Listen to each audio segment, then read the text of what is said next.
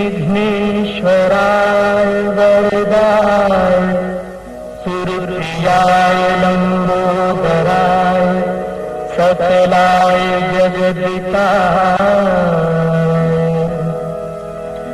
नागाननाय श्रुति यज्ञ विभूषिताय गौरी सुताय गणनाथ नमोस्तुते गौरी सुताय गणनाथ नमोस्तुते।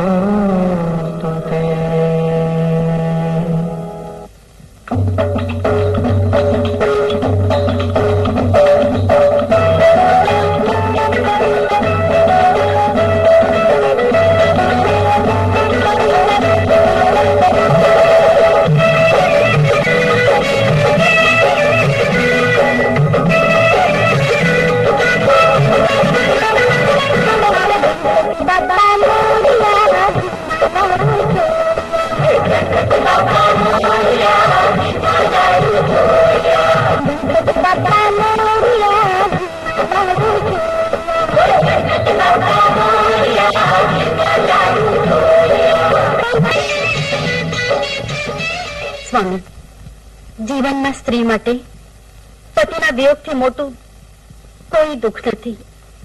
પરંતુ મહાદેવી, વિયોગ વિના સાચા પ્રેમની કિંમત તો ન જ થાય ને? પ્રેમની કિંમત માત્ર પ્રેમથી જ અંકાય છે. તો શું આપને મારા પ્રેમમાં કોઈ ઉણપ લાગી કે જેથી આજ આપ પ્રેમ અને વિયોગની વાત પર ઉતરી પડ્યા છો? હા, તમે તો જયારે ઈચ્છા થાય છે ત્યારે તમારા ગણો સાથે તપ કરવા ચાલ્યા જાઓ છો. આપના વિયોગનું દાવાનળ આમને પળે પળ પાડીને ખા કરી નાખે છે. ઓહ, એમ વાત છે. એટલે અમુ આજ તપ કરવા જઈ રહ્યા છીએ એના સંદર્ભમાં આ બધું બોલી રહ્યા છો આપ? હા સ્વામી, આપ તો મહાજ્ઞાની દેવોના દેવ મહાદેવ છો. પરંતુ આજ એક માગણી કરવા માંગુ છું. બોલો, આપ પણ મહાદેવી છો. આપની માગણીને ઠુકરાવી અમારે મહાપ્રલય નોતરી નથી લેવો? તો પછી આપની ગેરહાજરીમાં આપના ગણો શૃંગી અને ભૃંગીને અહીં છોડતા જાઓ, જેથી અમારી રક્ષા કરે. નહીં પ્રભુ, જ્યાં તમે ત્યાં અમે. હા પ્રભુ, તમારા વિના એક પળ પણ અમથી ના રહેવાય. લ્યો, સાંભળી લ્યો. હવે પરાણે આજ્ઞા કરી મારાથી રોકી તો ન શકાય ને? આપ બીજું કઈ માગી લ્યો. ના, હવે તો મારી રક્ષા હું સ્વયં કરી લઈશ. નારાયણ નારાયણ નારાયણ નારાયણ નારાયણ. મહાદેવી, મહાદેવ પ્રત્યેનો આટલો રોષ યોગ્ય નથી લાગતો. આપ જરાક વિનંતી વધારે કરો તો કદાચ કૈલાશપતિ માની પણ જાય. મારા વચનો એટલા સસ્તા નથી કે વારંવાર એનો ઉચ્ચાર કરવો પડે. મહર્ષિ, એ તો શિવજી સ્વયં જાણે છે કે આપ પરમ શક્તિ છો અને પોતાની રક્ષા માટે શૃંગી ભૃંગી તો શું, એનાથી વધુ બળવાન રક્ષકો ઉત્પન્ન કરી શકો તેમ છો.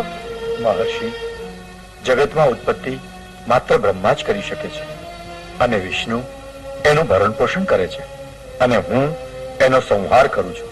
નારાયણ નારાયણ. પ્રભુ, મહાદેવી સામેનો આટલો અહંકાર યોગ્ય નથી લાગતો. કારણ કે બાર હટ, રાજહટ, સ્ત્રી હટ, આ ત્રણેય હટને ખુદ બ્રહ્મા પણ ખાઈ શક્યા નથી. તો જોઈએ અમારી ગેરહાજરીમાં મહાદેવી પોતાની રક્ષા શી રીતે કરી શકે છે. નારાયણ નારાયણ.